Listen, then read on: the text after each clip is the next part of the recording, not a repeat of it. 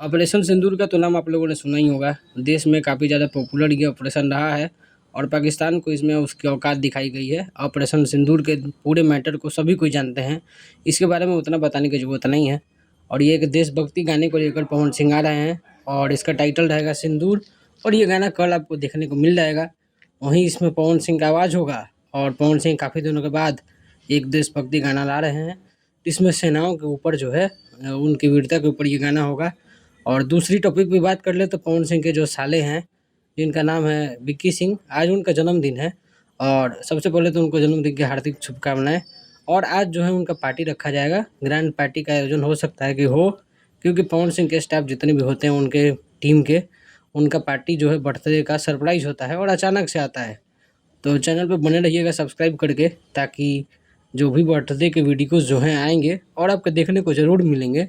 तो चैनल को सब्सक्राइब कीजिएगा, वीडियो को लाइक कीजिएगा और इस गाने के लिए तैयार रहिएगा। कल जैसे ही गाना आए सुपर डुपर हिट हो जाना चाहिए।